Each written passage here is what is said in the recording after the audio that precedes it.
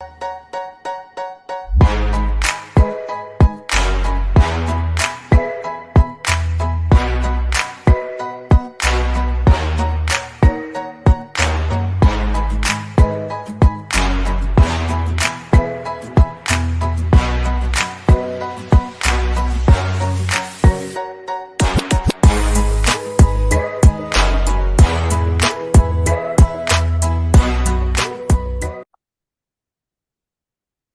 evening. It's been a couple of weeks. I'm Kat. This is Buckets. With us, as always, our family members. We have Leon, who's Hello. genius. We have Luna, Hi. and we have Aaron. Hi. So we dare to do this podcast today. This controversial topic.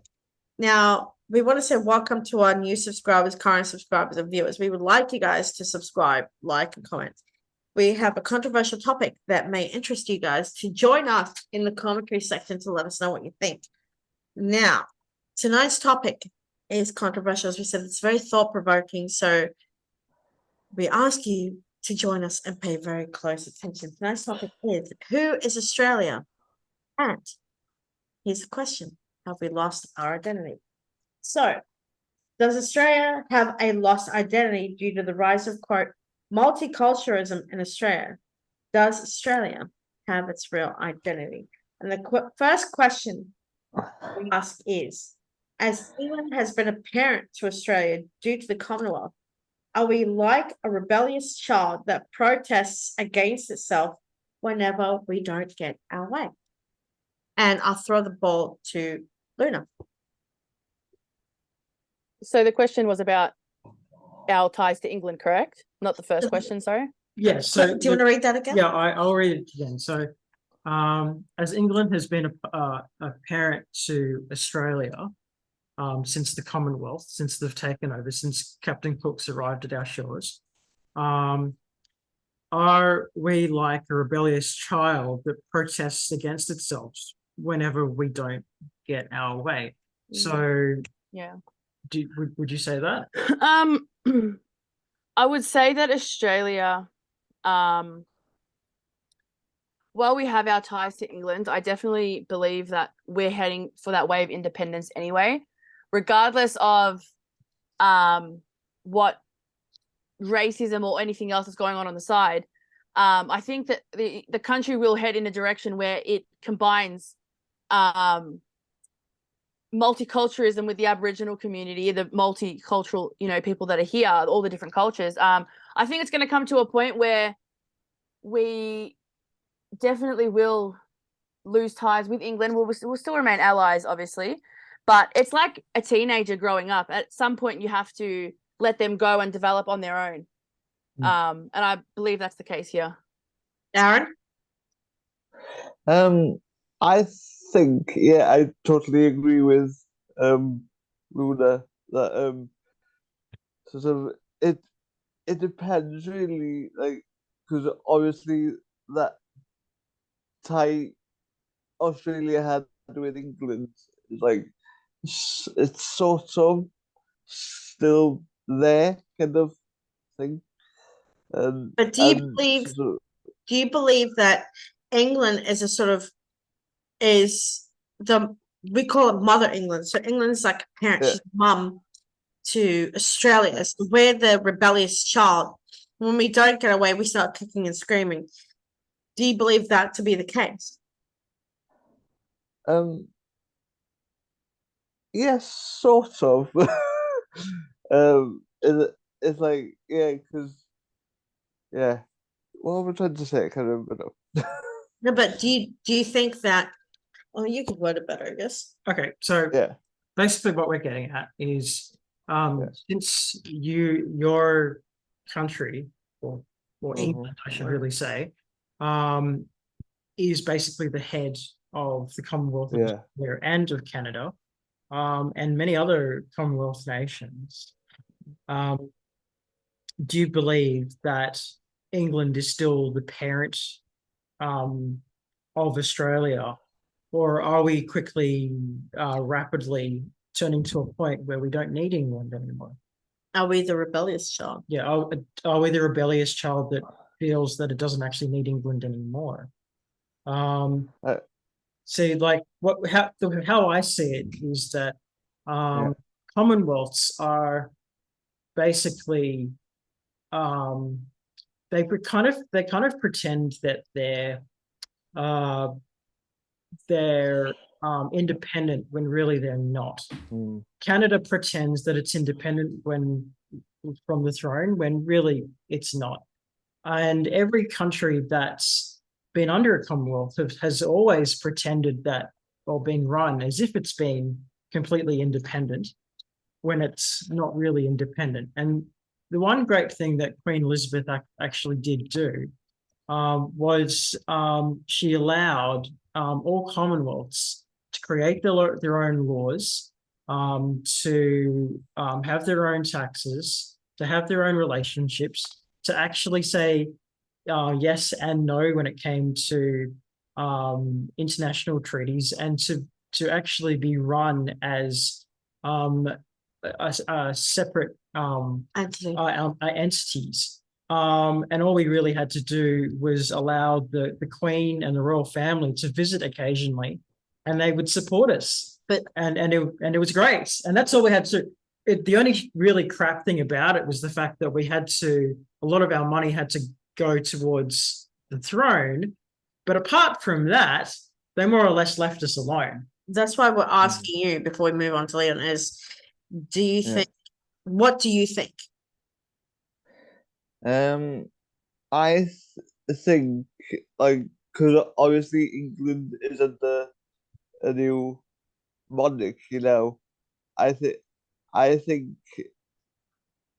because like it's a new thing. I th I think that the England should sort of leave Australia to be their own country, like re republic kind of thing. Leon, what do you think? What do you think, Leon? I think eventually that might come to a head, but we have had votes in the past, you know, or whether or not why Australia should become a republic or a monarchy. Yeah. And we have had this vote in the past where monarchy got up. So and I believe the last time we had that vote, I think there was a bigger majority towards a monarchy than it was a republic. I could be wrong on that. Don't quote me because I'm probably going to be wrong. But we should leave it the way it is right now. I think we're a monarchy right now. We support the Queen, but I think, in this case, obviously the Queen no longer with us. So really depending on how King Charles, I think he's going to be coronated in March or May or one of those months. But I think we should wait and see right now, because we just got to wait and see, like after a couple of years, to see how Charles is handling this thing before this could be brought up again.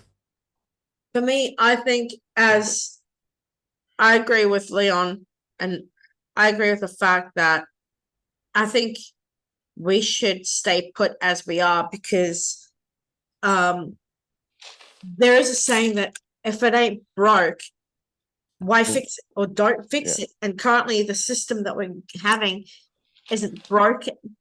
And if I remember correctly, last year that Canada voted to become a republic, and there was a massive no. So the thing is, with, how can I say this carefully without getting in trouble, which is what is happening here, right, is a divide of people, like families against each other's, friends against each other, I think it's co-workers against each other. I think it's specifically with the voice to Parliament. I think it's quite scary, because in a way, changing the constitution is a really, really big deal. A lot of people are basically saying, oh, this is nothing, we need to totally back this would be a great progressive thing, whatever. But if you don't support that, you're effectively being accused of being a racist. Hmm. And I think what scares people is being labeled a racist. And no one wants to be labeled a racist or a No. bigotry or No. or against Aboriginal people for that matter. But I think in a way, I think one of the reasons why people in Australia aren't speaking out about it is because they're afraid. They're afraid of the divisiveness of this law that could come to pass, and it's a really, really scary law because you know, where the thing is about Australians is that Australia is a multicultural country, and we have progressed massively because we're a multicultural Mm. country. We've become a very rich nation because we're a multicultural country. So to be called a racist in a multicultural country, no one wants that. No one wants that. So a lot of people are very, very tight-lipped about how they feel about the voice to Parliament for fear that they will be labelled a racist, especially in, like I said, a nation that's multicultural, that's built on multiculturalism. Like, I have to agree with Buckets. Okay, this problem never occurred 15 or 20 years ago, even 30 years ago. January 26th is not even Australia Day. It's Foundation Day. And it basically 15 to 20, maybe 30 years ago, we didn't have COVID. We didn't have this argument. Every Australian from every walk of life, every background, every faith came together. And we wore our sandals. We went to the beach. We played cricket. We cooked a steak, sausages and chicken, in the sweltering heat of 35, 45 plus, cold beers and drinks and ice cream and fish and chips. We all had live concerts in the parks and things like that. Kids were playing in the water, cricket happening. Australia Day united us and made us feel whole. Now with this whole, what's going on, it's, how can I say this carefully? It's very much, as Bucket said, people are tight-lipped to say how they truly feel, because if you say something out of context or say something that's even considered wrong, you are labeled a racist or a bigot. And they'll come after you and say, oh, you don't know what you're talking about, or you need to study the history, or, you don't know what's going on. And, you don't want, it's not that. We're a country. It's not like, say, for example, America celebrates 4th of July and Thanksgiving. They all sit together and they celebrate it. All for one and one for all. We should be doing they the celebrate same. with Indians, Yep. and they have no issue with this whatsoever. And like American Indians, and it's a national holiday. They love the idea that it's a holiday, and they're very patriotic. So, and in the past, we've been able to accept the fact that a genocide did happen in Australia, and we have called it, we have called it Invasion Day and Australia Day at the same time. In fact, my uncle, even though he's white and from Tasmania, he represents a lot of people who are Aboriginal as a lawyer. He will call it Invasion Day instead of Australia Day. But that's not to say that he can't celebrate both. It's just that he acknowledges and recognizes that this is an incident that did happen in Australia. A lot of Aboriginal people were murdered. A lot of Aboriginal people were abused. But I think it's also fair to say that Australia has changed. And Australia isn't just Aboriginal people versus English people anymore.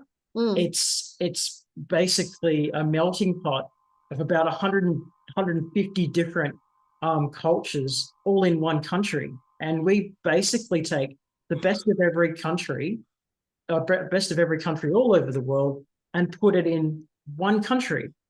And I think we can still respect each other, just as we can respect the Aboriginal people and Torres Strait Islanders. And I don't see why there has to be a divide. But this voice seems to basically emulate a divide, and I feel like this is breaking up my country, and I don't want that happening. What, Next question. Read out the next question. if England stops being the parent of Australia, what would Australia look like? Good question. Lena? That's a good question. Well, I believe at the start it's going to be a right mess. It's going to be a massive mess. We're going to be independent for the first time ever. Like, what do we even do? Where do we put our hands? Do you know what I mean? But eventually, I do believe, like I said, there's going to be a really nice mashup of the multiculturalism that futuristic Australia is and what the past of Australia is, which is Aboriginal, its roots, its origin. I believe there's going to be a really great mashup there, and then we're going to create. We're going to have to create unity. We can't. What are we going to do? Go to war with each other? We had that opportunity for 50 years now. We haven't done it. We obviously all want to reach a place where we are united and we are celebrating together and everyone's happy. And yeah, I think that's the future for Australia. At Aaron? this time being. Aaron? It's probably going to be a real mess. Like, at first, it's going to be a real mess, but like if that actually if England stops being the parents of Australia, like I think in a few years, like Australia will just become its own thing, like have its own identity. Enough. Leon, what do you think? I think at first I agree with both Aaron and also Luis. It's gonna be a mess at the beginning. I think what would happen is I think there wouldn't be much change. I don't think there'd be much change. If anything, the only thing that we'd be changing would be maybe instead of a prime minister, we'd probably change it maybe to a president. I can't see the currency changing because we'd still have cents and dollars because we're so used to that. I don't see much. To be honest, I don't see much changing. Yeah. The only thing I would think would change prime minister to president. I think that's pretty much the only thing. Yeah. Because everyone is so used to it. Yeah. It does work really well now. I think they would just change the historical figures and stuff like that on the money and Yeah. you know, they maybe take the Queen off of it, maybe the King or whatever you want to say now. I think it'll be something along the lines of that, but they'll keep the exact same system because it does work really well for Australia. It does. Okay. I think the distribution of power will change. So here it comes back to the voice again with the change of the constitution. So if the voice get their way and that passes in government, okay, and we accept the fact that the Aboriginal people have a voice to Parliament over other races, and this is a chamber of government that can't be dissolved, you will effectively exchange one royal family for the other. So I can't join the voice to Parliament because I'm Asian Australian. My father is Chinese Cantonese, and my mother is Tasmanian Australian. I have no Aboriginal blood in me whatsoever. But if I accept the fact that or Australia rather passes the voice to Parliament and says, hey, you are, we acknowledge that not only are you the first people to come to this land, or you were the first to come to this land, but there is actually a ministry or a chamber which cannot be dissolved. and you can write your own laws as well. That is quite literally the equivalent of a royal family. So if England leaves, do you know who's going to be in charge? It'll be the voice to Parliament, and they will elect its own leaders based on their Aboriginal elders, and they will be the new royal family. So, and I think from there, it'll be like we probably will have a president kind of thing, but we might have to rely on maybe some of our other richer allies like the US, because England will just pull out and go, well, why do I basically have to keep funding your country when you don't want to have anything to do with this? And that's exactly what they did with Brexit. They wanted to leave the European Union because they didn't want to have to keep Europe. So they left. And I have a funny feeling that if Australia says, I no longer wish to be part of the British Empire, or I no longer want to be part of the British Commonwealth, England will just turn around and say, okay, that's fine, but we won't fund you for anything. You're on your own. Go seek refuge with the US. What I have to agree with everybody. What I carefully saying this, what I envision seeing happening is, as everybody said, it's going to be a right old mess. It's going to be a big mess that we're going to, I believe, there's going to be a massive mess that we can't clean up. But as Luna said, I have to agree with the point of Luna and Leon, is that the currency won't be that bad because the currency will have other, custodians of the land on our currency. We have to learn to find a way to unify instead of fight each other. I think there'll be a mess, but once the dust settles, then I think everything will be calm. Yeah. But as Aaron said, if we leave England, the problem is and Bucker said, we have to seek refuge with the US or with someone else. Yeah, because if See, the thing is, what Bucket is saying is pretty much basically that if Aboriginal people do come into power and their percentage is greater than multicultural people, are they going to have the best interest of everyone at heart, not just their own people, which is not saying that's wrong, because they have been, lost out on a lot of history. Australia would have been run in a completely different way if England never came here to begin with. But in saying that, do they have every culture's best interest at heart, like what the Labor government does? Because Labor can't run off being the Australians or something like that. They can't exclude people. They have to be fair to each individual area because we are so multicultural in Australia. And I think that's a big, that's the part that's going to make or break us when we eventually do leave the motherland. We're going to have to learn how to really balance those two together to make sure that everyone's happy and not just one group of people. Exactly. And as Leon points out, the only other system that will change is we will go from prime minister to president. Now, let me point out that Barbados was part of the Commonwealth country. Only a couple of years ago did they have a prime minister, a lady prime minister, who's now their president, and they had a referendum and they became a republic. Now, no one here is from Barbados anymore. Seems like everything seems to be okay on their end. But the thing is, the way they had our federal election, Aaron, last year, the way they did it was very strange to all of us, which the flooring was very Americanized. The computers were very Americanized. The way the percentages, everything on the news was very Americanized. Now, if we had that way and Anthony Albanese is still our prime minister, then he will become our president. If we have Liberal in power, then we'll have a president.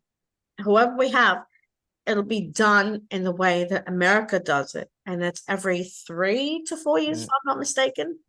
But we won't just have a president. we'll have a vice president, and I believe we have an Independence Day because we will have the Union Jack taken off, but we will have the Aboriginal flag in place of the Union Jack. The one thing that we should ask ourselves is what's going to happen to the states? Oh yeah, So, These are the questions. so what will happen to the states if we become a republic? So will there still be a premier for every state, or will that be abolished as well? good question. I never thought of that. What do you think, Leon? The I name, think I think the name will just change. I I think the premier system will probably stay the same. Yeah. However, I think the only thing that would change would be a prime minister / president. Yeah. I don't see why there'd be a need to change that. I don't think it'll be changed. They probably just change the names around to Mm. fit. Even so, will we copy it exactly like how America does it? We might Or what keep the about the names in- in it. What about the indigenous? What about the indigenous state names? How they would be pronounced indigenously? Well, that's another thing. Will our education system need to change to be more inclusive for Aboriginal culture? So instead of when I was in school, I learnt Italian and Japanese. Me too. Will we start to actually learn Aboriginal cultures or Aboriginal languages to be more inclusive for the custodians of the land? So that's another thing that could change also. I agree. I mean, if we become a republic, as Bucket said, the language of the custodians of the land will have to be taught in schools, and where children and young teens will have to learn it. And maybe even here's what I think will happen. Now, forgive me, Aaron, because I know you're in Wales, but what I see happening is currently our national anthem was changed with one word from "we are young and free" to "we are one and free." Now, here's a random question I'm going to throw at everybody. Should our national anthem change to coincide with a republic? Should we become a republic? Should we change our anthem? Yes or no? Luna. I believe that change was done with the ideal of unity. It was not done to do any separation. We are one. I think that was a message, a hidden message to all the nations in Australia, all the different nationalities, because we have so many here. Do I feel like things need to be changed? Things like the anthem. So this is going to be an unpopular opinion. I don't hate it how it is. It works fine how it is. It's not a problem how it is. But I personally would really love to see an entire country put aside all the different cultures and create one big culture together and create its own anthem, its own language, its own historical figures based off of that. And we will not go by, oh, I'm from India, or I'm Aboriginal, or I'm from England. We will all be known as Australian, and anyone who lives there will be Australian. You don't have to look white and I'm just trying to, you know what I'm saying? Or you don't have to look Aboriginal to be native Australian. You don't have to. I feel like that's really where it should all be heading. If we are going to change it, it should be for that reason only. It Leon? shouldn't be for anything else. I think probably if the anthem is such a problem, then maybe we can reword it, like just say like verse 1 whatever be in Australian or whatever, or yeah, and verse 2, why couldn't verse 2 be done in an individual native language? Yeah. See, exactly. That's what I mean. Even incorporate words from both languages into one song. I mean, yeah, definitely. Why I'm willing to meet everything halfway. I just need everyone else to also meet it halfway for this to work. What do you think? I think maybe just sort of reword it a bit. Because if we remember, we started off with God Save the Queen. That was the first official national anthem. And then we fought back and said, no, we're going to have Advanced Australia Fair. And then they went back to God Save the Queen. And then went back to God Save the Queen, and then Advanced Australia Fair again. And then Exactly.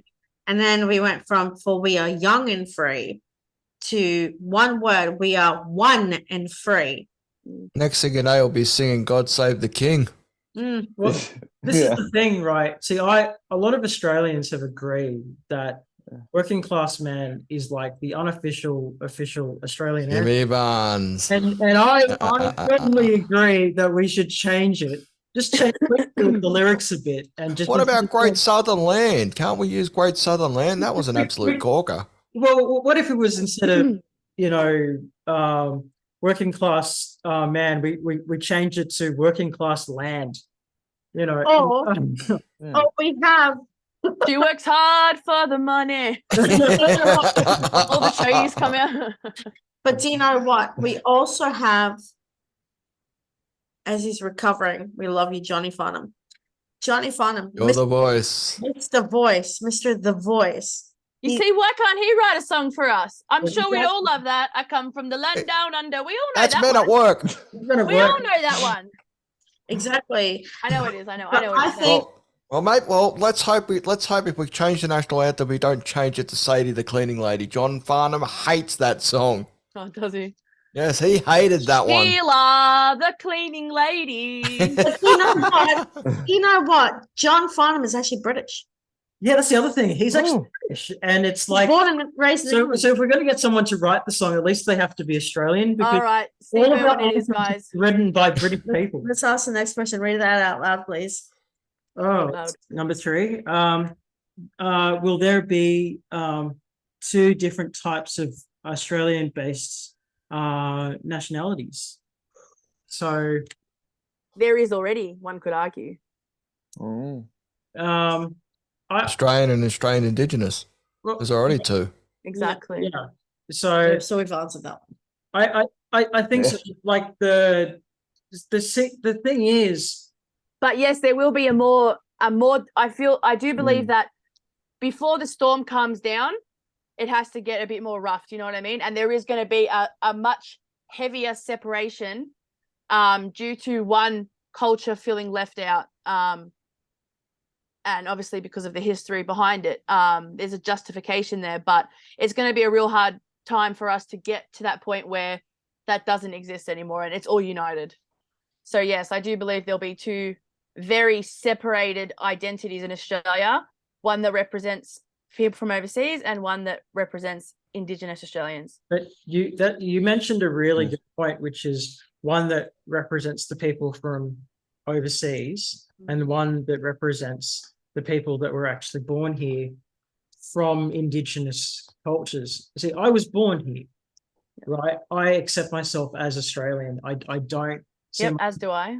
I don't see myself as Asian because I've never been to, well, I've never been to where my father is from, which is Hong Kong. Never been to the country. I don't speak Chinese. I don't understand Chinese. You had none of the culture in your life. pretty I much. eat Chinese food, and that's all about I know. I mean, the only thing I know about Chinese culture is dragons and Sanshai Bao, and that's about it. Like I was But what I was getting, sorry, what I was getting at is the fact that you have what classifies as Australian if you're from all these other cultures. Yeah, exactly. There definitely is a difference there. And I feel like Australia overseas is known as the land of the free. It doesn't really so much focus on just Aboriginal culture. It really focuses on that if you go there, you're going to have a better life. You're going to live a better life. You're going to be free to,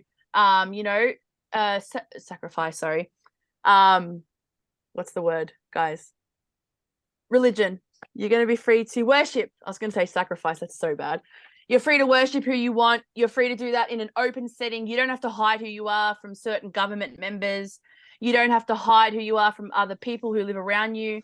I think that's where that has come from. And those people that have come here, I mean, I personally, I've got an Italian, my family's got an Italian background. My dad came here on a boat. The amount of stories that I've heard where they've come here. They were actually all heading to America, but then on the boat, somebody said, "Oh, there's actually job opportunities in Australia. Let's go there. We're accepting, we're accepting refugees here. Everybody come." People wanted to escape from their bad lives in other countries. They came here. We became Australian. I'm 100% Australian. You can't take it out of me. It's like ingrained in me. Mm. There is a certain culture that is ingrained in me now. And you put me in Italy, you put me in England, I'm not going to fit in. That's it. That's the Well, it's funny because my father, when he traveled to Australia and he was put on a boat, he was really young, and he was hoping to go to Sydney, but he got on the wrong boat and ended up in Tasmania. oh my god, And when he Tasmania. got off the shore, he goes, "Where's Sydney?" That'll explain Philip's disposition. No idea. He was so upset. Like for me, Tasmania is a letdown. I thought that was Adelaide. Oh. like take for example, Aaron was born in Wales. Yeah. He lives in Wales, raised in Wales, he speaks Welsh, but England classifies Wales as part of England. England, Ireland, Scotland, Wales. Mhm. And United Kingdom. England is its own. it's United Kingdom. Even though Wales should be its own country, should be its It own is. state. They all have their own Mm. flag. They all have their own individual flag. It's just but the thing they've is- got this union jack of their three countries, which But if Aaron was to come here and get accustomed to our ways, right? It might be a culture shock, for example, because the heat here is ridiculous. Yeah, he's going to need like 300 plus, sunscreen. don't go.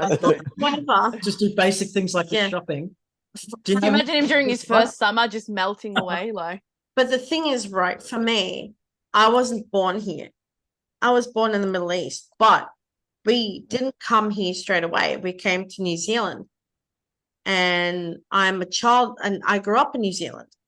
Very proudly, I have Kiwi citizenship. But when we came here in 97, we quickly became citizens of Australia. So I can proudly say I feel Australian. I am Australian, exactly. even though I have Armenian. It's like you adapted that culture really quickly Yeah. too when you came here, and I Yeah. I pin that on all the different multicultures that are here, that it make that possible for somebody to come from, let's say, Pakistan. They come to Australia, they're instantly going to feel that culture. There is a culture there. Yeah. It might not seem like there is, but there definitely is, and you do feel it. It's a relaxed, friendly vibe. I think that's Even what though- I feel. Even though I'm very proud of my heritage. I'm Armenian Lebanese. I speak Lebanese. My parents, mom's Armenian Lebanese, dad's Lebanese. My brothers are Lebanese. And there's a large Lebanese Armenian community in Sydney. And I'm very proud of my heritage and my culture. But I'm also proud to be Australian, because Australia Day means a lot to me, because it means a unification of one. It doesn't matter if we come from left, right, top to bottom, side to side. We all have one thing in common, and that we're Australian. We're a product of Australia. We represent Australia. You feel accepted Right. here. Yeah, because we live here, we're raised here, Exactly. work here, our lives are here. I mean, sure, you could say we could go to wherever for a holiday. We're not that country's citizens. We're Australians. We proudly carry a passport to go everywhere, right? That's why I wanted to ask this question. Do you want to read the next one? Yeah. Okay. So will Australia become more racist once we create an identity? Who's going? Should I go first? Sorry, I Mm. just jumped in there. Yep. Go ahead. So, Australia is already racist, guys. Let's Think about. I'm sorry to say it, but you come here. The first thing that you notice is there's 15 different cultures living all around you. Do you know what I mean? And every single one of us hate each other exactly the same for some reason. I don't know what it is. It is already race. There is racism there, but I do feel that we have the room to grow that racism if we you're right in saying that other nationalities and other heritages are going to kick up if one culture is given more power than others. We all want to feel equal. We all want to feel, that's what we really want here, equality. That's what Australia is based off. Everybody feeling equal, everyone feeling like they have their spot, and no one can take this from me because of this, religious reason or this cultural reason or whatever it is. I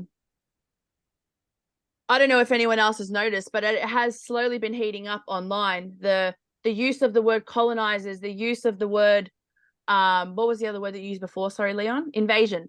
Invasion Day.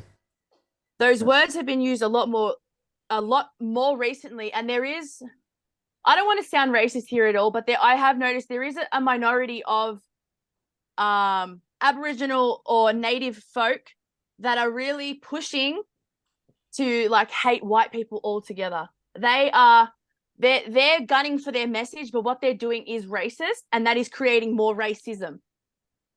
Even though they're coming from a place where they just want to feel like their past is listened to. Like, I didn't choose to come here on a boat. I would never have done that to anybody. I couldn't even kill a fly. I couldn't do anything. I would come here and try to be their friends. That's me. I'd have to admit, I'd prefer first class on a plane over a boat any day. What the God, yeah.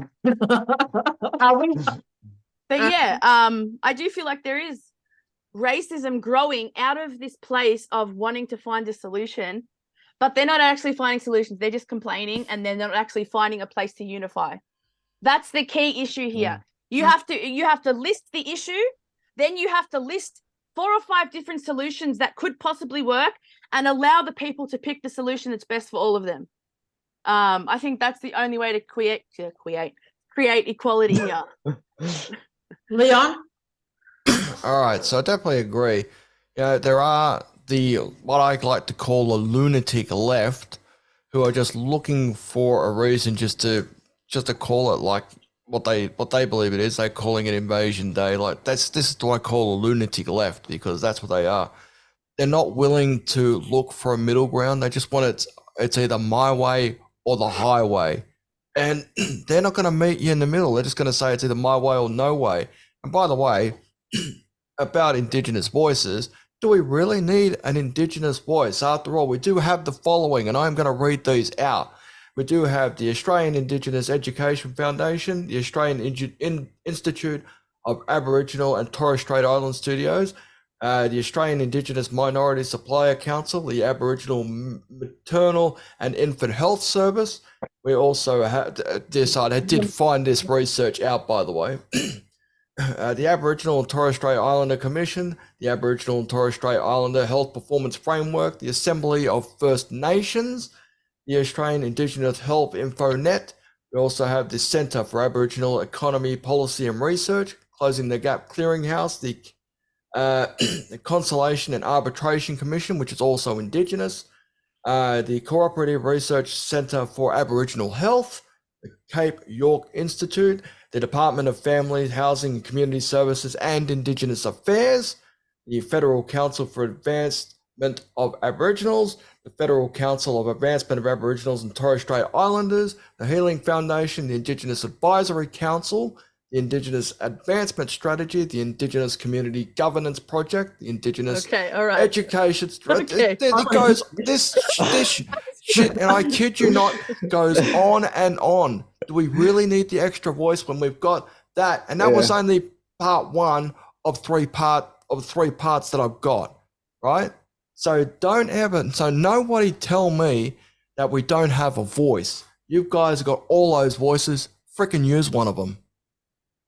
Yeah, I kind of agree. I mean, like, game over. I like to say that this is the thing. I know that there are so many programs and policies and charities and voices for Aboriginal and Torres Strait Islander people. I remember going for a job when I was a counsellor, and I didn't get the job purely because I didn't have Indigenous heritage in me. But the other guy who did have Aboriginal or Torres Strait Islander heritage in him got the job, not because he was more skilled, but because he was Aboriginal. So don't tell me that they don't have a voice. They do. And they have advantages. And they can't employ someone. I don't believe you can employ someone in Australia just because of your race. That's Well- crap. You shouldn't be able to do that. That's what's According that? to What's that? Australian law, commission they complaint? can. So Really? yeah, they if you're Aboriginal, or you're Torres Strait Islander, you can be employed on race. That's 100% true. And I feel like that's in itself though, like a really racist. It is. It's racist of our government though, because think about it like this: they give Aboriginal people these, let's say, what are they called? Let's say references to go and get a job. You know, we'll hire the Aboriginal people first. Let us know if you're Aboriginal. You'll get this benefit. You'll get that benefit. Fine. That's all an initiative to try and make them to go to work. What are they saying by that? Why are they not giving those benefits to anyone that wants to work? I think that's the point here, is we really do need to find a ground for it to not just be about that. Australia is so multicultural that it's beyond that point now. You have to include all people. And there has been instances where, yes, I too have lost out on opportunities because I was not Aboriginal or Torres Strait Islander. I lost out on benefits. I had to pay, 3 times on a speeding ticket because I was Caucasian, which didn't make any sense to me because I'm a struggling person. I'm not upper class or a middle class. I'm lower class right now, and I'm doing my best to make ends meet. I'm young. I'm trying to, all those type of things. I do believe that they did that out of a place of trying to reconciliate between the Aboriginal people and the Caucasians, people that came here. But at the same time, I really believe that's such a racist. That's like saying to someone, that's like, okay, going onto a reservation, okay, where there's Native Americans, and telling them, how can I explain this? The Aboriginal people want to live a different way to us.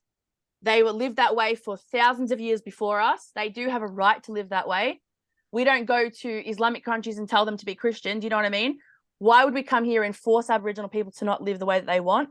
But at the same time, if they're going to live in our society, sorry, that sounds really bad. If they're going to live in modern society, that's the correct word, just like the rest of us, then they should have to pay and get all the same references and exemptions, and everything should be equal here. If they want to do that, I really believe that Aboriginal people deserve their own reservations to live how they want. But at the same time, you don't get to be a part of society. And I mean, look at all the Jewish people. It's not like they get some sort of exemption from tax because of what Hitler did, so long ago. Do you get what I'm saying? We don't have that here. We shouldn't allow something for our past. Like I don't want to be involved. The people that came here and colonized us, I'm not a part of them.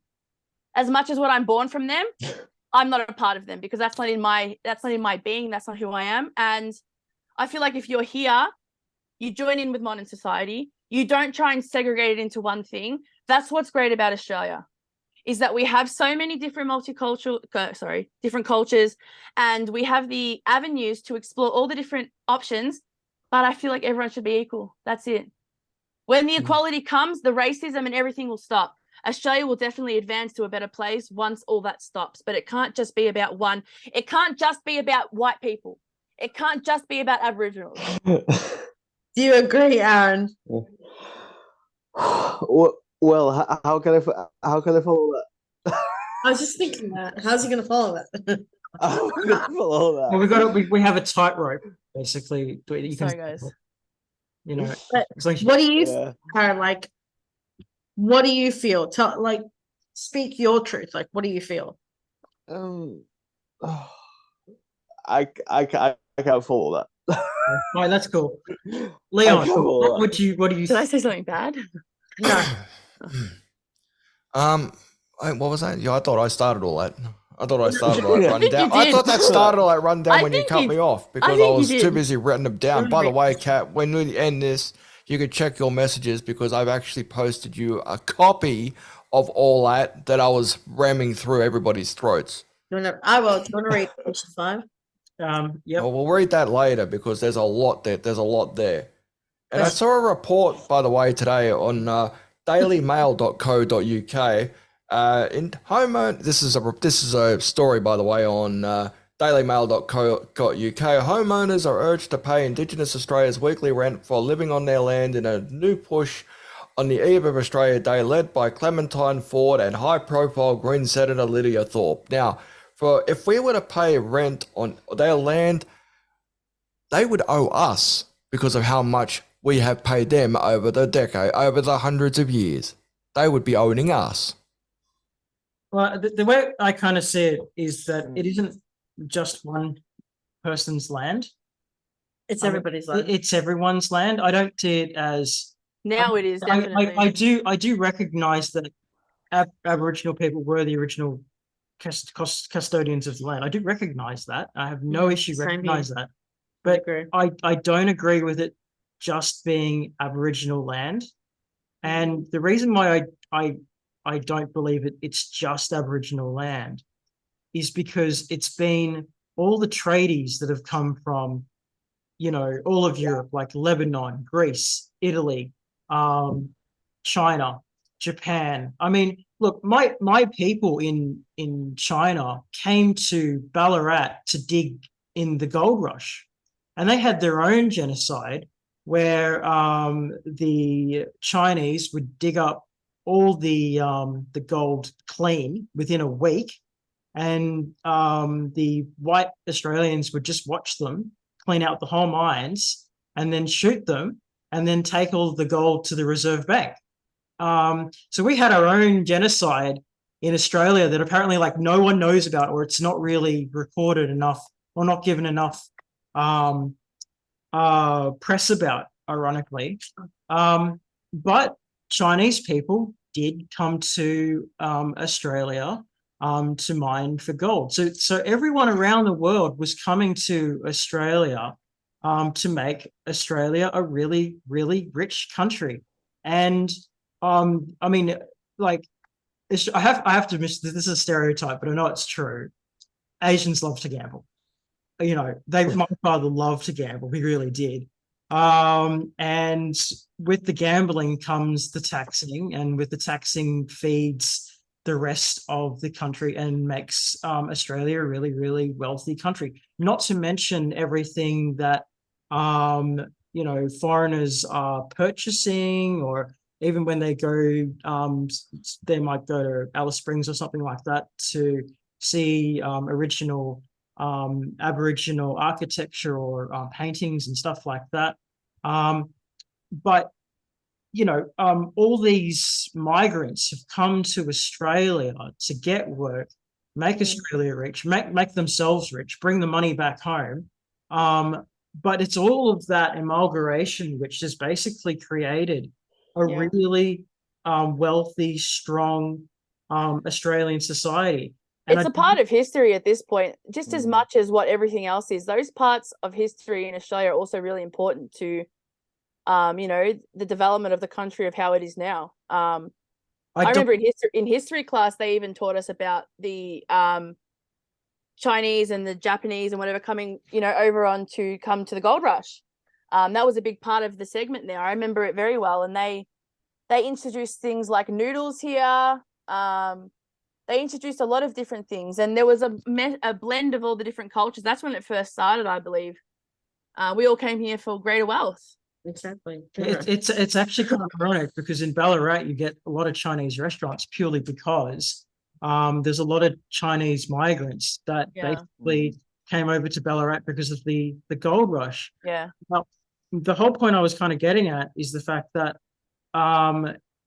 just if it was just the Aboriginal people alone, and please be Aboriginal people of Torres Strait Islander of descent and normal Australian descent, or where they were from, in each pod of Australia, it really only makes up for 3.1%. So they are kind of a minority group. And you have other minorities groups. You've got a Chinese minority group, Lebanese minority group, and whatever. So you've got all these different types of minority groups. So I don't think that a 3.1% minority group could alone make Australia the wealthy country that it is today. There's no way. There's no way they could do it alone. Exactly. All those cultures have come together to build the great nation that we are right now. Anyway, the next question is Australia Day really Australia Day, considering Aboriginal custodians were here first? That's a really interesting question because Mm. the one thing I've noticed is that different Aboriginal tribes, they have different names for different landmarks. So you have Galungaloo land, for example, or you have Parramatta River, for example, and you have all these, Pintinjara tribes, for example. So you have all these different tribes for different landmarks, different places, and the Aboriginal people didn't even call Australia Australia. Australia, Van Diemen's Land. well, even Van Diemen's Land didn't even from the. I thought it was called Newfoundland, wasn't it? Or at one stage. Actually, no, Tasmania was called Van Diemen's Land. Yes. It was Newfoundland by the Dutch. There you go. So actually, it was the thing is, we're all. How can I say this carefully without getting in trouble again? Mm. It wasn't the Brit. Well, It wasn't actually the British that got here first. It was it was actually the Dutch. Dutch. Apart from the fact that the Aboriginal people got here first, after them, it was the Dutch. Except they didn't stay to make colonies. It was the English that made the colonies. So, I mean, like it was the truth is, yeah, I mean, is Australia Day really Australia Day? And we've had different versions of Australia Day all over the country. Originally there was no Australia Day. It was called Empire Day. And it changed. Or Foundation Day. Or Foundation Day. And each state actually did celebrate in different months. But let's throw this to the family. Leon, is Australia Day really Australia because the custodians of the land were here first? Well, according to the voyages of Governor Phillip to Botany Bay in the evening of the 26th, the colours were displayed on shore, and the governor, with several of his principal officers and others, assembled the round flag staff, drank the king's health, and success to the settlement. So it was basically on the evening of the January 26th when the colours were displayed on shore. Yeah, but you could also argue that the Aboriginal people here have been around hundreds and thousands of years before that. Well, of course, you can't deny that. Yeah. So acknowledging that fact, like I do, it's not really Australia Day because they're not even the original Australians. What do you think, Luna? So, for those that know me, I am the least patriotic person. I just don't feel a need to celebrate and love my country. I love living here. Cool. Why do I have to have a whole day to yay, Australia! Yay, we Everyone came needs a here." day off. That's why. That's why we do it. That's the only good part about it. Number one. Number two, I don't believe that it's Australia Day for the people that came here on that boat. Do you know what I mean? I feel like they probably really didn't want to reach a understanding with the Aboriginal people at that time, and they just did whatever they wanted. So it's not really a blending of two cultures, is it? It's not the true Australia yet. We are only on the surface level of what it means to be Australian. And once we embrace everyone's culture together as one, that will be the true Australia Day. I would, however, like Australia to represent the unity. I know that it doesn't for a lot of minorities, but I would love for Australia Day to be about just bringing us together as one in our unity. I wish everyone could just change the meeting. Fuck the. Oh, I'm sorry, everyone. Right. I can blur that. I want everyone can't. I can. I can get rid of all. Get rid of the meaning of the colonizers and get rid of the meaning of the Aboriginals being on their own segregation. I want Australia Day to have a meaning that we all come together in unity, and we all accept that as the meaning, and we all celebrate it as Unity Day, not the unity of Australia. Maybe, not so much just what are we celebrating? What are we celebrating on Australia Day, guys? What are we celebrating exactly? Oh, just lamb chops and a snag, really. That's Well, what Exactly. There's no meat there's pie. no real historical meaning behind it. It's just to celebrate our country and be patriotic. I feel continue, sorry. sorry. No, you go. And you're an honorary Aussie. Well, Honorary Aussie. A good day, mate. ads. You're Honorary. Good day, mate. Yes, Put another shrimp on the barbie. Hey, we don't say shrimp, we say prawn. Prawn. Get it, mate? Hey, there we go. We've got a soundbite Nice. for you now, Kat. Um, yeah, I agree with Lisa that why should you celebrate where you're from? Is like what exactly do you celebrate? Because like for me, we have Saint Stephen's Day, which happens on the 1st of March, and like why do we celebrate that? You know what I mean? Like I'm gonna probably get shot for for saying that, but yeah, But but the thing is, you guys in Yeah, England, let me- sorry, what was I saying? Yeah, and like what exactly do do we celebrate like on these days? You know what I mean? Exactly. Like, Like, there's Patriotism does not have a place in unifying anything. What's the point of it?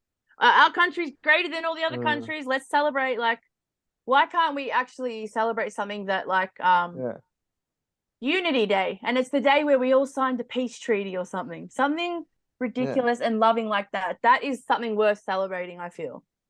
I don't Mm. know why we don't celebrate like a surf dive and ski day, to be perfectly honest, because that means Celebrate the weekend, guys. Celebrate getting a 6-pack from Woo. the bottle-o. No.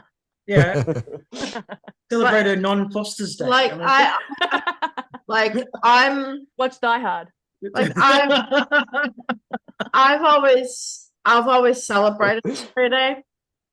I agree with Linda. I may not be as quote patriotic as some other Aussies, but I don't go out there and flaunt it by wearing an Australian flag cape or sandals or chug a beer or whatever or play cricket. But Yeah. I celebrate because for me, I celebrate Australia Day because when I came here, I saw I felt right like when we came here because we have family here. And the beauty of Australia Day shouldn't just be, yes, fine, celebrate one's individuality, celebrate one's country, but let's not forget our landmarks, our Harbour Bridge, our Opera House. which were all built, by the way, by working class Australians that had basically next to nothing. It was the immigrants that built it. My nonna worked on the Westgate Bridge. It's the immigrants that built it. They were doing all the labor work. They were the ones that were willing to come here and take up these jobs. There were so many lazy people here before. I feel like nothing was getting done. There was a workforce, boom happening. They told all the boats, all the people traveling to America and England and trying to see what jobs are out there after the war. They said, go to Australia. There's work there. You're going to be able to live there. You're going to be accepted there. You're not going to have to go through deportation or anything like that. They really brought these people in to do all this stuff Like, for example, that's what I'm saying. I celebrate Australia Day my own way by for them. celebrating the landmarks that were built. Yeah. Like the beauty of our Opera House, the beauty of our Harbour Bridge, the beauty of our streets, the beauty of the way, the beauty of the way our country works. Yes, fine, celebrate yourself as an individual or in your country, be proud of your country, but don't forget to celebrate your landmarks. Your landmark or our landmarks are what make us unique and different to the world. A lot of tourists like coming here because of our landmarks and our beaches. Celebrate our beaches, celebrate our landmarks. This is why people love coming from overseas, from England, from America, from Germany, from wherever, and they spend their money here and they boost our economy because of our beaches and our landmarks. Yeah, and they love working in Australia. This They- is the real meaning of Australia Day. They love earning Australian dollars. Yeah. They- It's focusing on the positive things that we've accomplished, but at the same time, how can we keep going on ignoring all the bad things that happen? See, the Not thing is- ignoring it, but just like placing it on a back burner and saying when we could potentially meet a middle ground here, I feel. I agree. She's right. She is right that we should be celebrating those things. They are really beautiful and unique to Australia, and they were built with a lot of hard work and labor and love from these people that came from different Hmm. nationalities. And yeah, I think Australia, I mentioned it pockets a while ago. I wanted to do this podcast. I think Australia should have, or probably already does, but should have a unique day of multiculturalism day other than Australia, because multiculturalism day celebrates every background, walk of life, every nationality, and not just the music.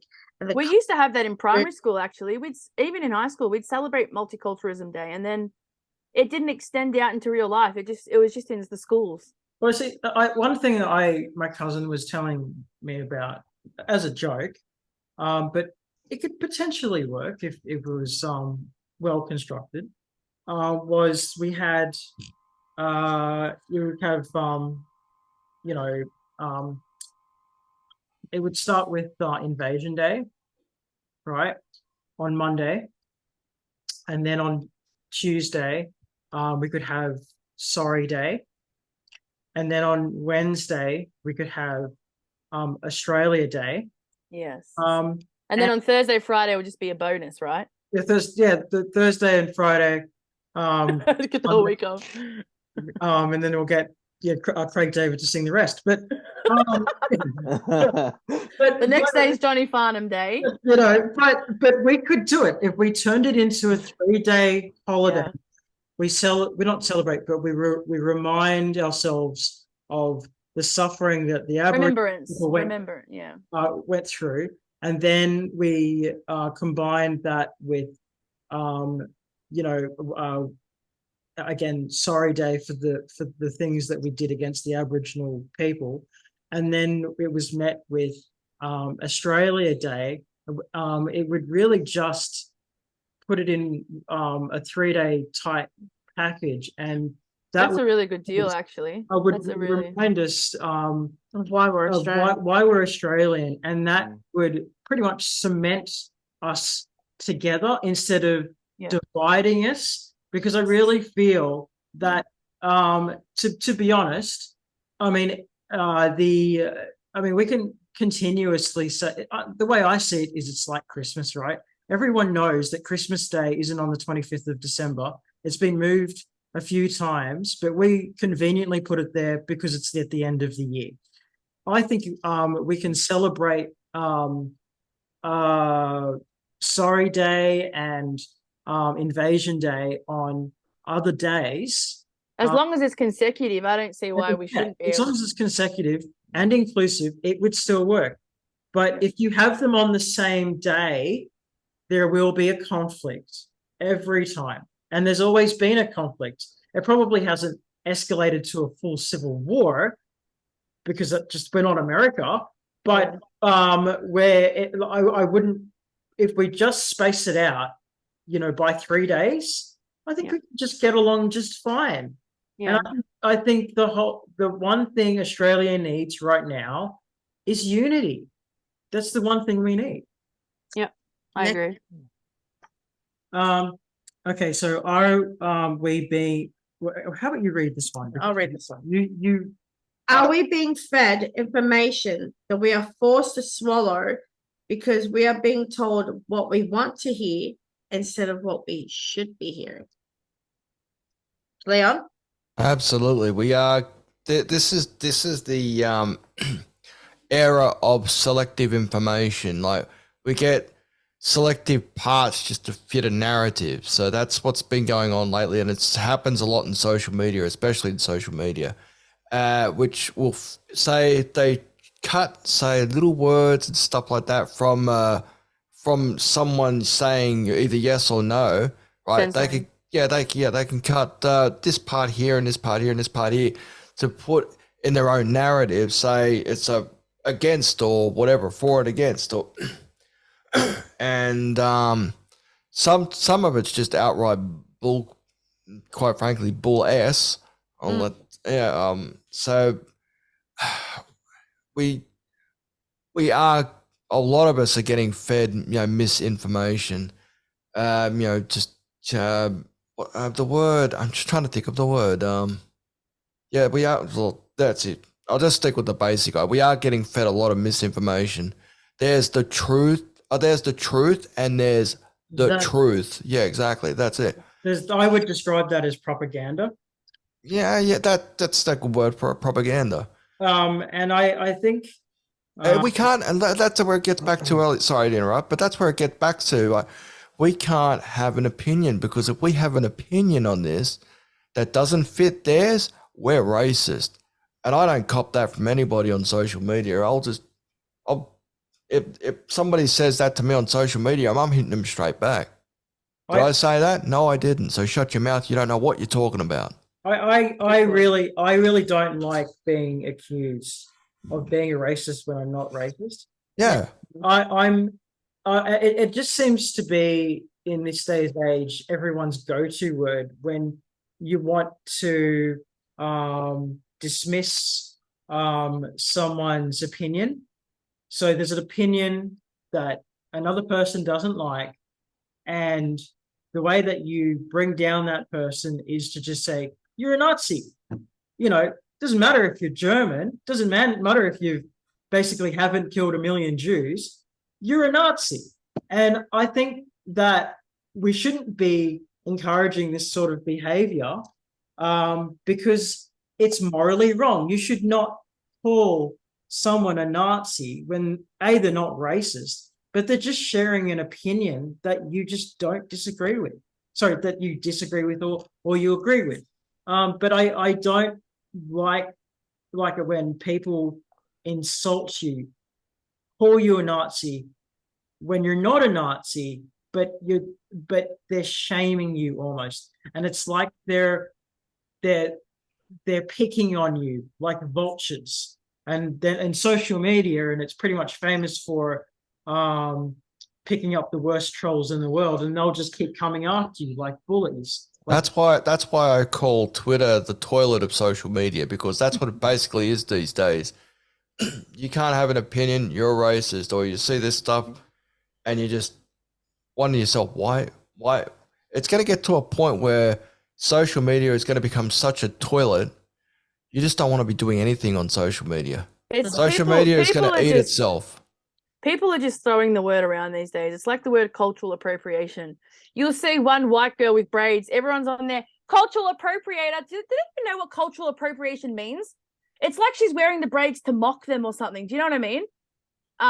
They throw these words around when they don't really have any meaning. These people are what I call the sheep of the movement, where they're for the movement, Aboriginal rights or Native American rights or Black rights or whatever, but they're not actually adding any substance to their movement. They are just blindly following. Somebody says, F the colonizers.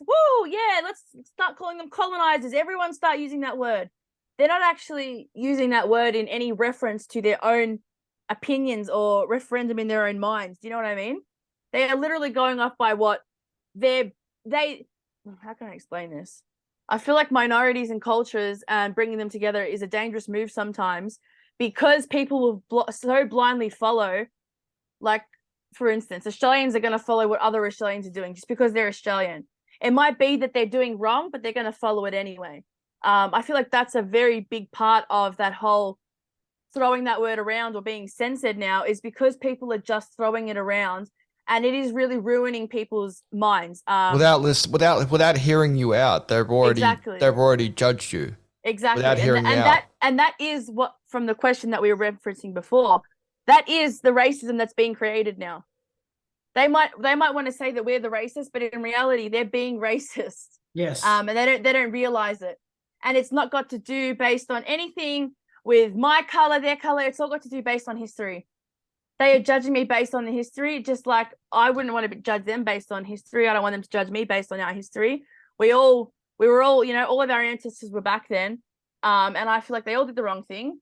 Why can't we get along now? But people don't see it that way, which is where the whole censoring comes in on it, which is where people are just throwing the words around without any meaning behind them. There's no intention behind them. There's no reason. But you can't, like Leon said, you can't even, they don't even give you a room to answer back. You ask them, right? Why am I a racist? And they can't think of a word. Why am I a racist? Exactly. They can't think of it. they'll call you a colonizer. It's because they're judging it based on our ancestry. And Like based we on were- based on our answers. Like we were they somehow can't figure it there out. during that time, exactly. But that's the movement of it. That's the hurt. That's the hurt that the history has caused. Aaron, It's did you want to say something? What was the question again, sorry? Can you read that again? Sorry.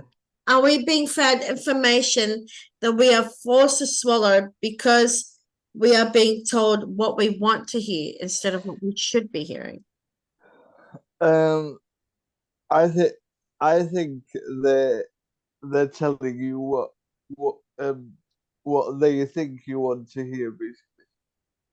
Like, do you know what I believe mean? that, you know, some of us who mean no disrespect, right? Yeah. Who been called colonizers, or, Australia was colonized. Do you believe Australia is still colonized, even though the empire stopped many moons ago? Like, do you believe that they're telling us what we want to hear instead of telling us what we should hear? I don't think it's even right to basically Yeah. call them colonizers, because Mm. whatever happened Nice. 100,000 years ago, or not, I mean, well, for a start, no one was there 100 years ago. But whatever happened when the British showed up, that happened all those years ago, and all those people that originally showed up, they're all dead. So there's no more colonizers on Australia. Everyone else is just either migrants. I would actually Yeah. like to know if they're calling like Arabic, Italians, Greeks. I want to know if they're calling them colonizers too, because technically we didn't come. My dad didn't come here as a colonizer. He came here as a immigrant to work. So did we. That But- was the pretense of them coming here. True, but Aaron, do you believe they're telling us? Yeah. Like, do you believe that England is telling us what we want to hear instead of what we should be hearing, which is Australia needs to be separate from us, because we're being told, Australia was colonized, let's call it, as Luna and Buckets and Luna said, let's call them colonizers, let's call them, let's burn the flag, let's take the Well, picture see, of the Queen off, even calling people colonizers is racist, Mm. because you're effectively saying that you, a foreigner, came to our land and took over it, and therefore you shouldn't be here and you need to leave. That is literally the definition of racism. But what do you think? Aaron? That's literally the same thing as saying go back to your own country. Yeah, but what do you Yeah. think? I think that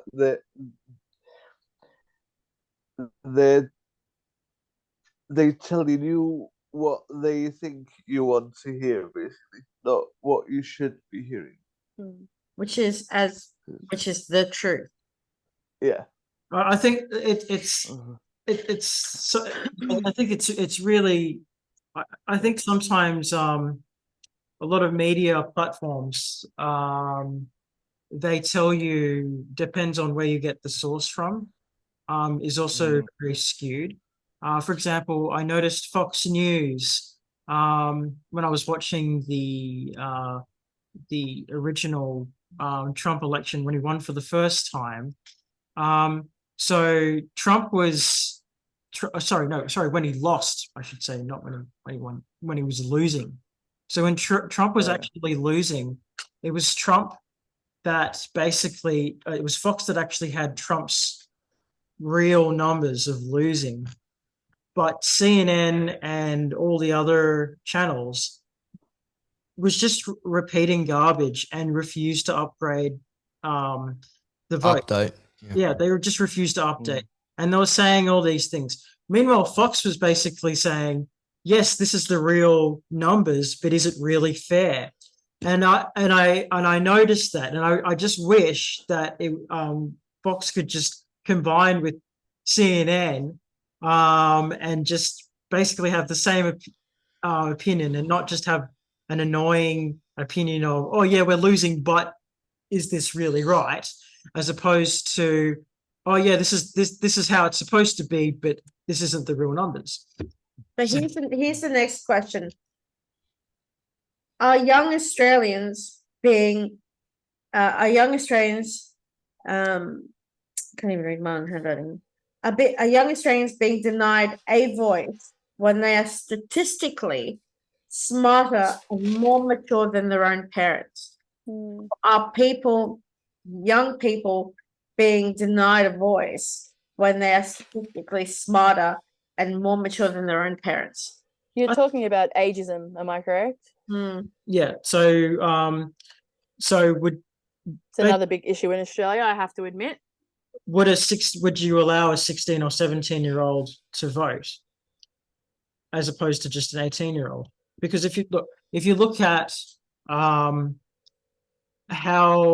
okay, if you were to do the HSC 20 years ago, the children's minds wouldn't have been as smart.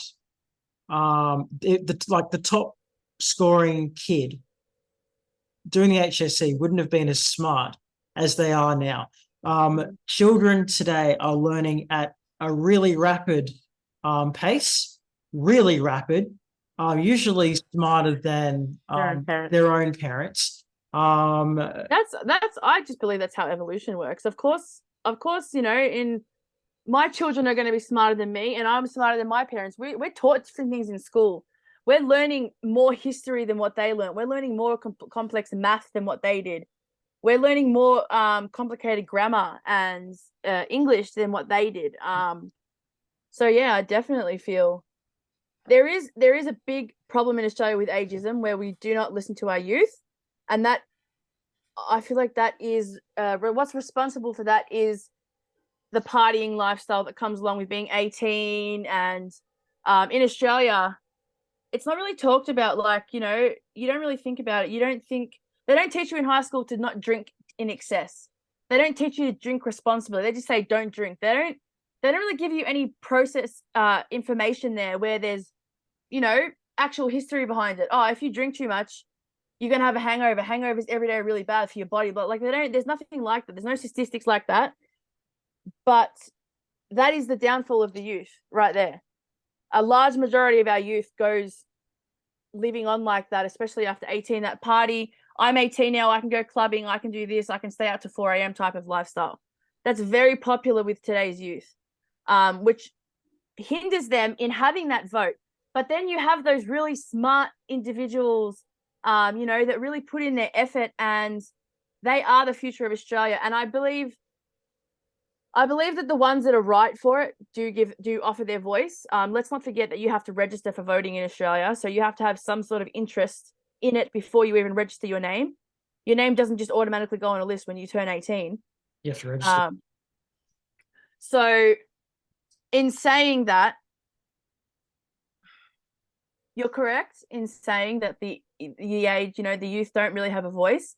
Should they have a voice? Yes. Are they at a point where they're able to have a voice just yet? I don't think so. I reckon give it another 10, 15 years. Let those programs in school get a bit more complex. Let careers become more important. Let that, I'm going to say it like this, that bogan Australian lifestyle of going to get a bag of wine with your friends and drinking till 4 a.m. Let that go. That's not cool anymore. We've got to show the youth what's cool. And that is running Australia and taking back our power. I would kind of agree with that, with the fact that because the education system is getting stronger and better with faster minds, and even the subjects that are being taught in school, like, for example, do you know most schools today don't even use pens and papers? They all use laptops today. Even the whiteboards aren't even whiteboards anymore. Everything's done by like an electronic whiteboard. And homework as well. You know, all digital, yeah. I know of children that literally download their homework. That's crazy. And the pandemic would have set that off like crazy even further. That's going to be the advancement of education, 100%. Yeah. So if you've got things like that, where children are basically downloading homework like it's a video game, and they just play it and play it and play it and play it and play it until they get 100%. Exactly. Okay. They're effectively smarter. So why can't they vote at 17 when not only is their maturity growing at a quicker rate, but their intelligence is also growing at a quicker rate as well. Aaron, sorry, Elaine, Aaron, do you think kids are the voting legal age should go from 18 down to 16? Because do you think kids are much smarter now than what their parents maybe? They're definitely much smarter now than what their parents are. I think they should lower the age of voting from 18 to about maybe 16, because like it'll make them understand more. You know I what I mean? agree. Yeah. Leon? I don't believe we should change the voting age. I think the voting age should stay the same as 18, because I think I definitely agree the younger people are getting smarter if they decide to use their brains right. Because to be honest, listening to what you said earlier on, Buckets, I don't like the idea of kids using computers in school.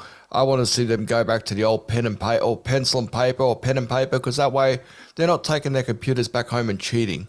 They might use their iPhone or something, or the iPad or something, to cheat on a question. Sure. So I'm not convinced that certain kids are not getting. I'm not convinced that certain kids are getting smarter. They're just getting smarter to get around the system. That's why I prefer, the old-fashioned way, pen and paper or pencil and paper, write in your book at school and have your teacher mark it down. That way you'll really know whether or not your kid's getting smarter. The repetition in that is, I believe, really important. But they have software now in schools, Leon, that will detect even if your essay is similar to something else. They've got this big database thing that They cross-checks, does it? It's really, yeah, exactly. It's really, really difficult to cheat. It is difficult to cheat, and it was actually easier to cheat back then when we could write the answers on the bottom of our shoes. You know what I mean? Now they've got, what are they Yeah, going to? that's actually true. I remember doing an assessment for, I think it was sociology when I was in uni, and I did it on why gay marriage needs to happen, and the importance of gay marriage. Did everyone? I did that as well for my year 12 thing. Did everyone do that, guys? Is that everyone? I was an early school leaver. I left at the end of year 9. I hated my school. Okay, sorry, continue, Buckets. But basically, my assessment, okay, was 75%. Had a 75% similarity with a guy from North Dakota. Yeah. Okay. Jesus. I never met him. But I had mixed feelings about it. It's like, oh, you mean it's a guy that actually agrees with me? That's the first thing. But if that had been 100% or 80%, I would have failed. Yeah. Wow. Can I say something? I agree with all of you, the fact that kids do need to go back to the blackboard or the whiteboard and reading books and pen and paper or pencil paper, and this way they can educate themselves. I agree that there's too much technology in schools now, that they're finding new ways to learn and new ways to cheat and new ways to get ahead. But I disagree on the notion that kids aren't smart. And I'm addicted to TikTok, and I watch a lot of TikTok political stuff. And I gotta say, with the amount of teenagers and young adults who are passionate about Australia, who are passionate about politics, cry out that they're too young to vote, but they do want to get involved. They do want to have a say. They do want a voice. They do want to get involved. They do want to go out there and they have conversations with their friends and families, and they are interested in what's happening in our own backyard compared to what's happening around the world. There should be a youth vote where it's like their vote count as half percentage or something like that. Do you know what I mean? Not a full percentage, because you're not at that age to really grip and experience all the different things that the government offers you. But I do feel like they should have a vote, and they will. They'll get there. It's just not yet. They need to drop the drinking first. So hang on. So does that mean if you have 4 kids, that counts as 2 votes? I guess Definitely. two. You need one more, and you got 2.5 men right there. Men. God, sorry. Men. Sorry, Kat, continue. That's right. I disagree, guys. I'm sorry, I disagree. Mm. Guys, I think kids are smarter. Young adults are smarter. Adults are smarter. The kids are smarter. They on TikTok, I believe, they are crying out, wanting to get involved. They are smarter, Kat, but they don't share the same experience as what a seasoned adult would. No, but if you watch it, they'll tell you we are of a younger age, true, but we want to know what's happening with our education system. We want to know Yeah. if, because some of these kids, don't forget, I remember wanting to be involved with the rules and the school board and stuff like that in year 12 heavily. There was so many things that happened that I just felt like, why do we not get a voice? Like, why do they get to take half my marking away because I do an art class? Is that not still adding value to my education? And yeah, stuff like that. There is definitely, they deserve a vote in regards to them. I'm talking about them getting involved in the Australian political sphere. Like, for example, we're the young youth. We should have a voice. We demand to know what's going on in our own backyard. Why are our politicians, who we pay their salary, we pay their wages, they are not listening to us. We have to abide by the law and listen to them. We want to know why this is happening. We want to know why Plan B is not happening. And I think it's only a matter of time till they wise up to all of us put together, and they're going to go, you know what? They're going to be our next leaders. Because they sit on the internet with their friends and they study and they learn and they watch and they listen. It's the same issue though, Kat. You can't just gun for the category that you want. You have to gun for every category. When you're joining the government, you're not just voting for Australians, you're voting for every nationality there is. If you're voting, you want the best for each of them. A youth might only have the idea of giving themselves the advantage, not in a selfish way because they hate everyone, but because when you're younger, you're more inclined to think about your future and where you're heading and where everyone else around you is heading. You don't really think about, that person in politics over there. You're not piecing those two things together just yet. But yeah, continue. Sorry. I have a question, because you have something called the Young Libs, and also I think you have a Young Labor as well. How old do you have to be to join those groups? Because they're a young version. Well, that's exactly how you get into politics. I've heard one of my friends in high school was interested in politics, and she told me that you have to be involved in these things at a young age. So yeah. Like, sorry. I guess that's where those groupings come from. Those people that want to, that's what you guys are doing. They want a voice in the future, and that's only a real small minority of them, which is really sad. But they will be the future of Parliament. They will eventually get into politics, and they will study it, and they will already from a young age be brought up in that environment to be able to. They're basically going to get groomed to take over a country. That's what it is. That's what it is. That's the whole thing of it. That's the interesting word to use, the word groomed to take over a country. It's true. Everyone's throwing words around. I thought I would. Yeah. What do you feel about children being groomed to take over a country? We shouldn't say that. People being conditioned to take over a country. How about that? The youth are being conditioned to take over the country. How do I feel about that? For the ones that want it, let them have at it, because there's not so many people willing to step up to the plate to run a whole country. I don't see many people stepping up and learning all the different facilities and all the different wording of Parliament and having to go through all the different ceremonies and learning the different chapters and whatever else goes along with that job. It is a big undertaking. What do you think? Yeah, I agree. Yeah. Leon? Hey. I mean, sorry. Sorry, I'm actually multitasking as well, because maybe on the air. If you wanted to join the Young Libs, Leon, that's what. No, I think the Young Libs. I think you can. I think there is I believe it's 16. I believe is the age where you could join like those ones, the Young Libs or the Young Labor. I believe that's the case.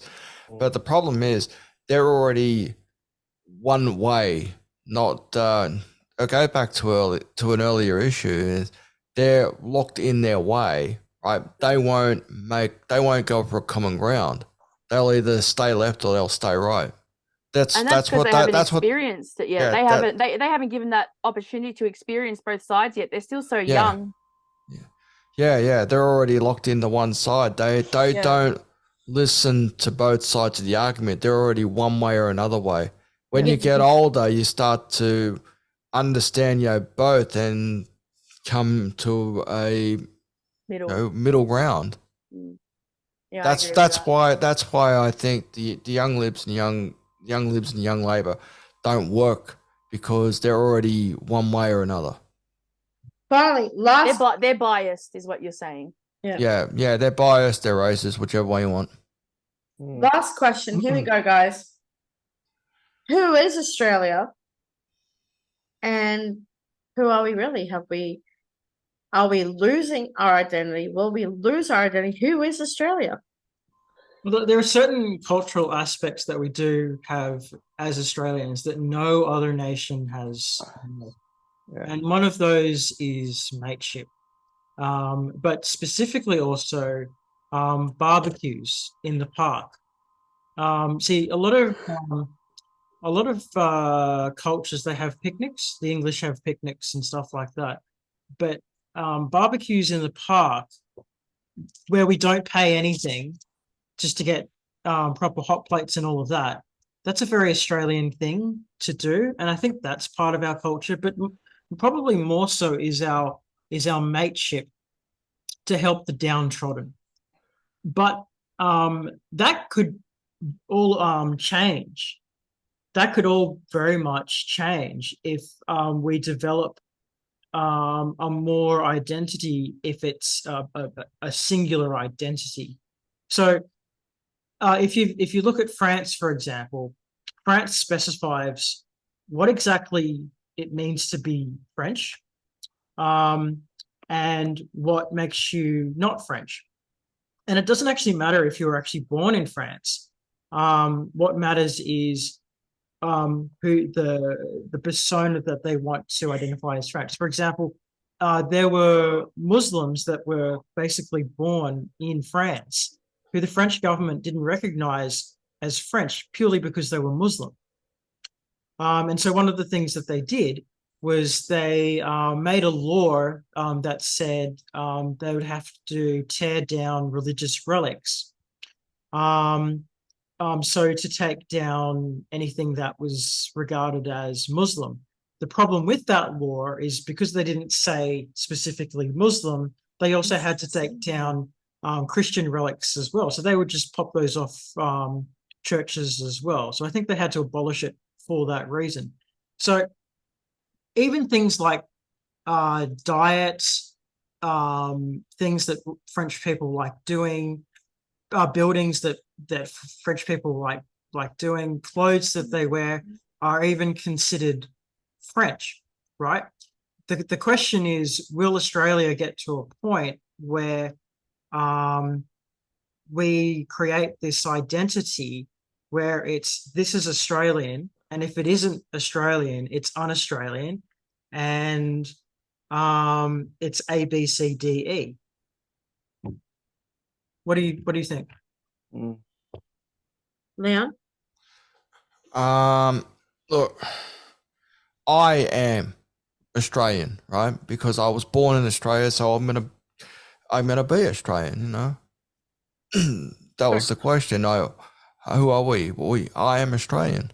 But what I if was someone gone. was to ask you what was your cultural No. specific Like- makes you Australian, Well, identifies you as Australian? all right. Well, my cultural, right?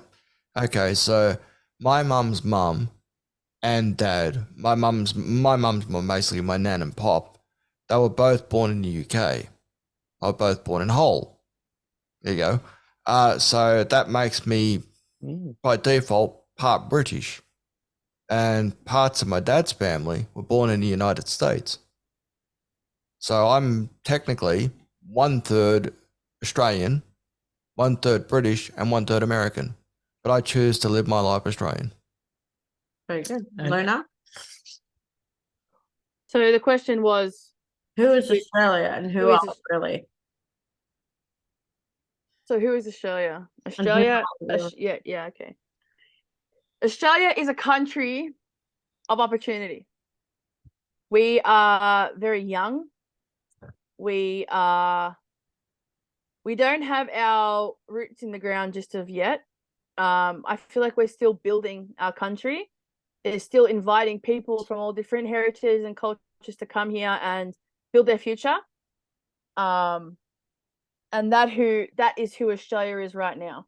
We are in this middle pre-pubescent stage of our country where we're bringing in people, the country's eating people, let's say, you know, it's going to get all of its calories and its nutrients and its proteins and everything.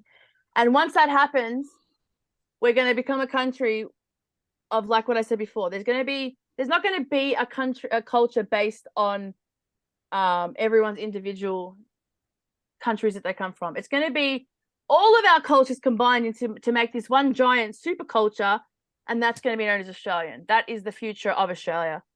That is where it's going to be a place where everyone feels equal and heard, and we're heading in that direction. We're just not quite there, as I've stated. You know, can I ask, how is that different from the United States? The United States is already established. Okay, so There is not going to be much room for the United States to change and incorporate other cultures into their culture. They're far past that now. They're not going to hear that out. Australia has an opportunity here to be unity driven, to be peaceful, to be driven with peace, and to blend all of our cultures together. That is going to be like the new super country. There's going to be first world countries, second world countries, third world countries, and there's going to be like a new super country where it's just not going to matter. It doesn't really matter now. If you're born here, it doesn't matter if your dad's Italian, doesn't matter if your dad's Lebanese, doesn't matter if your mum and your dad are from England, doesn't matter if you're Aboriginal. We're all Australian. We all want to be known as Australian. We all want that unity together. We just want to come home on a Friday night and just relax and play our music and watch our movies and have our snags on our Barbies. Everyone participates in that culture, and that's only going to grow. We're just unfortunately in that stage right now where we are still growing and we are still learning to exist in unity together, which is difficult because that's like bringing every country in the world into one country. Can you imagine that? Like that is the future. That will be. Sorry, go. No, sorry, I'm done. I'm finished. Aaron, Keep going. No, keep going. No, I'm finished. Guys, I swear. I'd say Australia is what you make it, basically. Yeah. It's like it's your country and you just make it what you feel What makes you is happy. yeah. And what you feel is right, basically.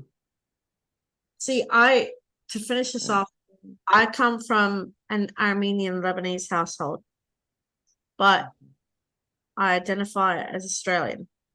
Therefore, I'm Australian.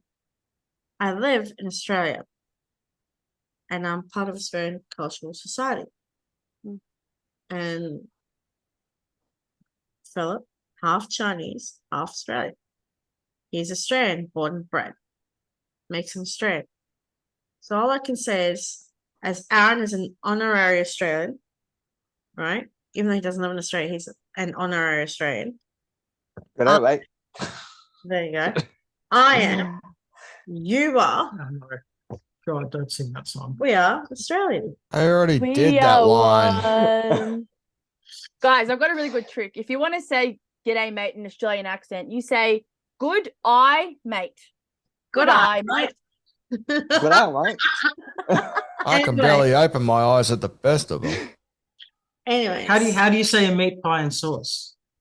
Dog's eye. Oh! There you go. That's it. That's Australian slang for you, by the way, Aaron. A meat pie. Australian That's- slang is a good one. I'll send you a song, dude. I'll send you a song, Aaron. It's Yeah. called Slangwich by a guy named Matt Scullion, which will tell you how we say stuff in Australian slang. Okay, Yeah. I'll send you a link. We actually do have like metaphors and sayings for like, if you want to say go up the road, they've got a metaphor for that. They've got a saying for that. It's like I think it's like a jump, skip, and a hop, 2 knockers or something like I think it was a hop, skip, and a jump, isn't it? something like that. It was something like Anyways, up the bob and up your bob and uncles or something. I don't know. Mum used to always say it. anyways, That's all we have time for. that's all we have time for. So for whoever who is celebrating, anyone or everyone who is celebrating tomorrow, happy Australia Day. To those what we love and respect how you feel. And it's just a matter of one day we will be united. So happy Australia, whether you're celebrating and whether you're not, it is respected. Please don't forget to subscribe, guys. Can you just go like this, like Aaron usually does? Make sure you subscribe. See that bell? Click on that because that will give you a lot of content. And don't forget, we are working tireless behind the scenes, tirelessly with the family. We are coming up with really great topics. I hope you enjoy this controversial yet thought-provoking topic. Invite your friends to watch, and we'll be posting the video tonight and the audio. Until then, good night. God bless, and we'll see you all in the next couple of weeks. Bye. Que guys. salu! Bye. Que salu! Bye.